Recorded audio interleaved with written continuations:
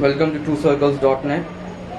We are here in Ujjain, Madhya Pradesh, speaking to Muhammad Saber Sahib. He is father of Muhammad Yunus, who is presently in Sabarmati Jail, Ahmedabad. He has been booked in 35 blast cases. He was first arrested from Indore. Then Ahmedabad police got PT on him and shifted him to Sabarmati Jail. He was 28 years old when he was arrested. So we are going to discuss with his father what are the present real facts about his case. तो साबिर साहब बताइए कि आपका लड़का किस तरह के थे, मतलब उनका चाल चलन किस तरह का था? चाल चलन बहुत अच्छा था। अपने काम से काम रखते थे और घर वालों का भी बड़ा ख्याल रखते थे और महल्ले में भी उसका चाल चलन बहुत अच्छा था कि और सामाजिक कार्यकर्ता भी था और किसी को तकलीफ भी नहीं देता था। तो 2009 में जो उन्हें अरेस्ट किया गया इंदौर में, उससे पहले कभी उनका कोई क्रिमिनल रिकॉर्ड वगैरह था? कोई क्रिमिनल रिकॉर्ड उसका ना जेल में है ना इंदौर में है, बल्कि पूरे मध्य प्रदेश में नहीं, हिंदुस्तान में भी नहीं कहीं। जी।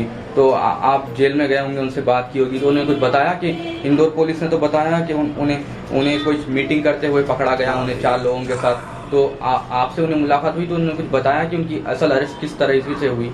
हाँ, उन्होंने पुलिस ने बताया कि भाई खजराने में दरगाह के पीछे कुछ लोग ये मीटिंग कर रहे थे, इनके पास से कुछ आपत्तिजनक साहित्य मिले, कुछ सीडी वगैरह मिली, लेकिन जब हमारी उनसे मुलाकात हुई तो बोले हमें अलग अलग जगह से इन्होंने उठाया।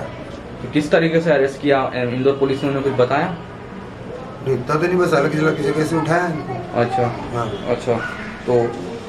तो जेल में जब मुलाकात करने जाते हैं तो कुछ जो इंदौर में भी और 15 दिन रिमांड में रहे, फिर अहमदाबाद पुलिस की 30 दिन रिमांड में रहे, तो वो जब जेल में मिलने गए तो उन्होंने कुछ बताया कि उनके साथ कुछ हरासमेंट पुलिस की कुछ हुई उनके साथ?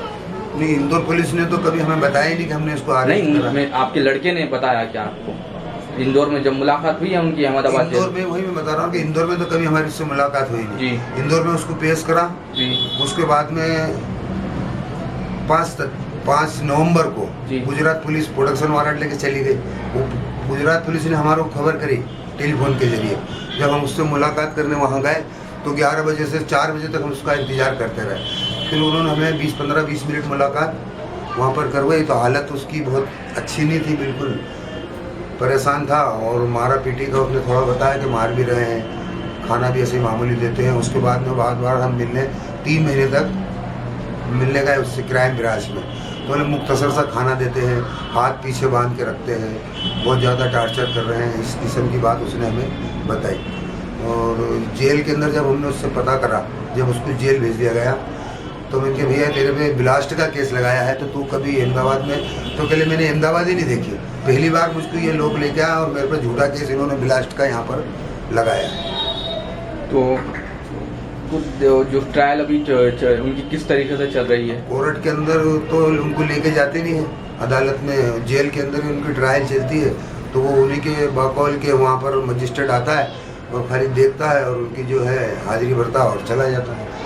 तो उन पे 35 केसेस लगे हुए हैं ब्लास्ट केस के, तो अभी तो ट्रायल इतनी स्लो चल रही है, तो आपको उम्मीद है कि इंसाफ मिलेगा इस तरीके से धीमी ट्रायल से? भाई आज की हुकूमत से क्या इंसाफ करे, अल्लाह ताला ही है इंसाफ करने वाला। तो जो अरेस्ट हुआ है उनका, तो आपकी फैमिली लाइफ पे किस तरीके से इफेक्ट पड़ा है? आपके फर्जंद थे वो, किस तरीके से उसका असर पड़ा आपकी लाइफ पर? अब हमारे यहाँ 2 कमाने वाले थे, अब मेरी उम्र करीब 62 साल है, मैं तो किसी लायक बचा नहीं। अब एक लड़का है हमारा, वो करता है कपड़े का धंधा और उसी से हमारा परिवार जैसा भी हो चलाते हैं, और खर्च की ज़रूरत तो जैसे तैसे पूरी हो जाती है। बार उससे महीने मिलने जाना, 800 रुपये महीना उसके खर्च के भेजना, कुछ कर्जे में भी आ गए तो हमने मकान भी हमारा बेचा। या अब एक टूटा फूटा मकान है, उसके अंदर हम रहने की कोशिश करेंगे। ये किराएदार भी जो है मकान मालिक, ये भी लोग हमारे से रवैया अच्छा नहीं है। कहीं किराए से लेने जाते हैं तो कोई हाँ करता है देने की, कोई नहीं करता है, कोई दे देता है तो बोले 8 दिन में 15 दिन में खाली कर दो। तो उनकी शादी हो गई थी? हाँ, उनकी शादी हो गई। तो अब उनकी शादी होकर उनका अरेस्ट हो गया, तो उनकी पर्सनल लाइफ पे क्या किस तरीके से इफेक्ट पड़ा? मतलब जो आपके फर्जिंद है जब जेल में है, उनकी शादी हो चुकी थी, उसके बाद उन्हें अरेस्ट कर दिया गया, तो अब उनकी अज़वाजी ज़िंदगी पे किस तरीके से इफेक्ट पड़ा? उनकी अज़वाजी ज़िंदगी में तो फ़र्क यही है कि साहब वो जेल में है तो परेशान तो वो है ही वहाँ पर। अब बीवी उनकी यहाँ रहती है, कभी 2-4 महीने हमारे यहाँ, कभी 2-3 महीने उसके माँ बाप के वहाँ रहती है, और परेशान तो वो रहती हैं जेल के अंदर। अब किसी तरह भी कोशिश ये है उनकी कि कुछ लोग उठे, हमारे मुस्लिम लीडर उठे या गोलमा उठे, उन लोगों की देखभाल करें या उनके लिए केस लड़े और इंसाफ दिलवाने की कोशिश करें उन लोगों को। तो हुकूमत से आपकी क्या डिमांड है?